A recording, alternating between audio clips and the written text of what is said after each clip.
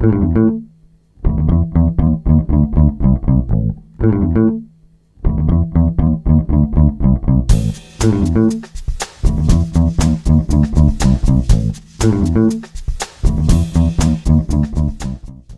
you follow my Twitter feed or friend me on Facebook and look back in the archives a few months back, you probably know what I'm about to say. But you know what? For the rest of you, I have Weiner Envy. Welcome back to Rob's Feed Today. This is episode number 124, and I'm Rob Schendel. Maybe you're a college student living in a dorm. Maybe you just live in a small studio apartment. What you need to do is get over to dormco.com/Rob. Once you're there, you'll find all kinds of items specifically designed for folks living in small spaces. That's dormco.com/Rob. Here in the United States, we are all represented by people. And there's city council, state legislatures, the U.S. House of Representatives, there's the United States Senate. Well, here in Illinois, I am represented in the U.S. House of Representatives by one fabulous woman. She is so right on the issues. She's just progressive as shit, and I'm pleased that she represents me in Congress. I'm speaking of Congresswoman Jan Schakowsky. Oh, and when I see her, when I watch the late night, early evening political programs, and they satellite her in to ask questions and do an interview, oh, it's okay. A little sense of pride there. That's just really neat.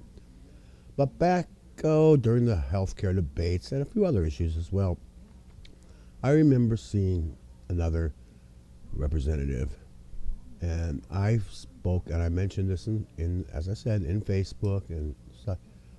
Someday I want to see Anthony Weiner hold the office of president. And I haven't changed my opinion. Right now, Congressman Weiner is under a lot of pressure to resign, and I think that would be a mistake. He is one true fighter. I mean, really is a fighter. I have seen him live such debates, and he's so good at it. And the people of Brooklyn apparently agree with me. They don't want him to resign, although a lot of Democrats are suggesting it. Yeah, I think even Nancy Pelosi wants to have a review. And let's look at it. What did he do? Nothing. Except engage in chat on the internet. Well, who hasn't? Who of this generation hasn't done the same thing? I'm guilty. If you've got me somewhere in a chat room and we're anonymous, well, sort of anonymous, you'd ask me for pictures, I'd send them. Would I send them? I have sent them. I don't know, you could have penis pictures of me someplace. And hundreds do. That's no great fine. I haven't had sex with these people. Anthony Weiner did not have sex with any of these people. But there are other people in the Congress who have done all this and more. David Vitter, call your office, represents Louisiana in the United States Senate, is found guilty to be having relations with prostitutes outside of his marriage. Oh, but he's welcomed back to the Senate with a standing ovation by his co-workers. What is this Republican hypocrisy? Well, it's a Republican who does worse. Well, that's okay.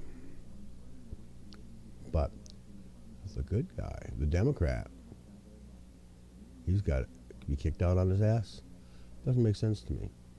Now, I do admit that perhaps he wouldn't be as effective as he has been. But no, I urge Congressman Weiner to hold on to his seat as long as he can. Aside from all this stuff, there is the issue that the state of New York is going to lose 2 congressional seats.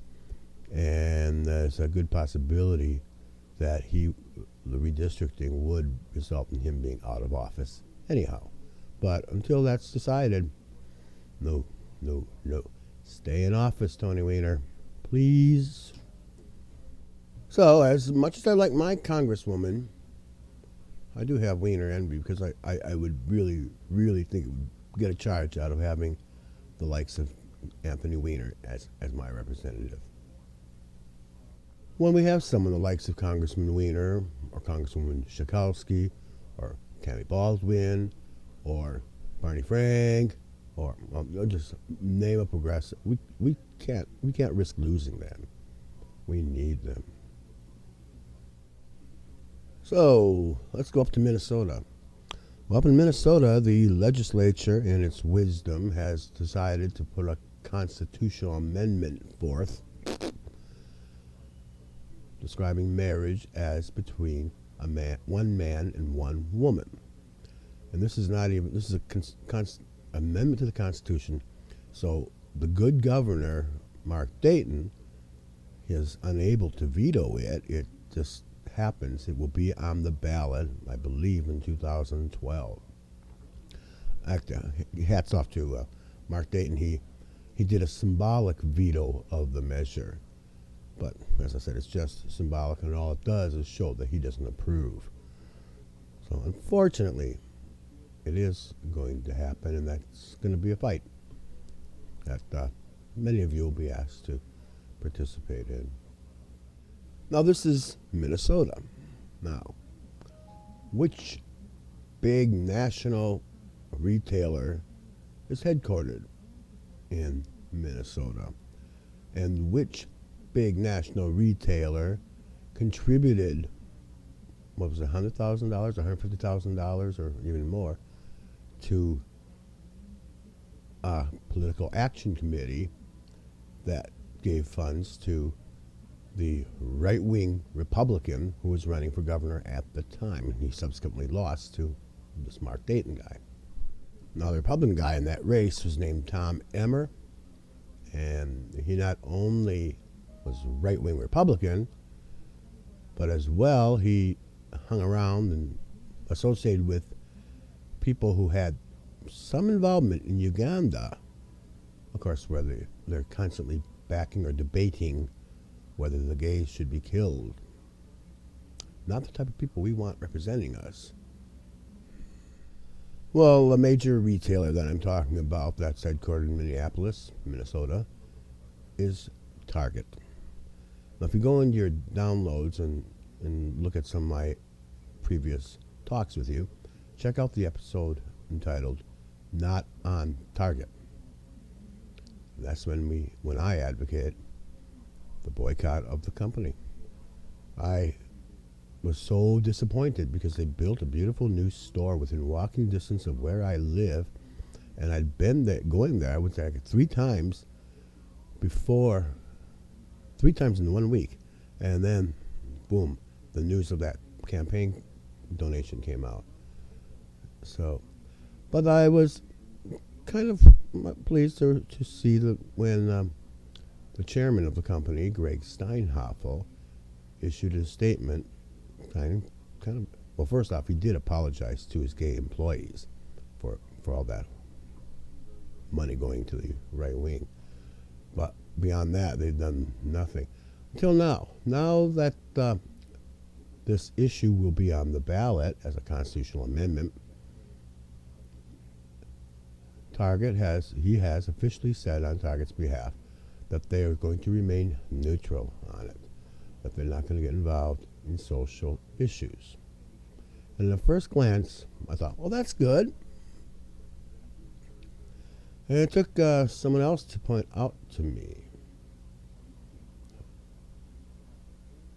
would they stay neutral if this was an issue pertaining to blacks? Would they stay neutral if this was an issue pertaining a civil rights measure pertaining to Jews? What the hell is this? It's a civil rights issue, and they're staying Neutral? You don't be neutral on civil rights. Anyone's civil rights. Shame on you, Target. I said the boycott stays. Let's try to put this in a little bit of perspective. You know, it's so easy to think, well, if Minnesota, it doesn't bother me. I'm here in Illinois and wherever you are. But it does. It's an assault against our lifestyle, our civil rights. It's saying we don't deserve the same as everyone else. It's very offensive. And I don't think that this Steinhofer guy just knows what he's doing. He's a very successful retailer, but you can't be in that office, and it goes beyond merchandising. Makes it very difficult because there are a lot of things that you just think Target when you need them. At least I do. But I guess I'm going to have to start thinking about Kmart, Kohl's. I don't know. Now, having said that, thanks for downloading. Thank you for watching. But that's all. That's all I'm going to say.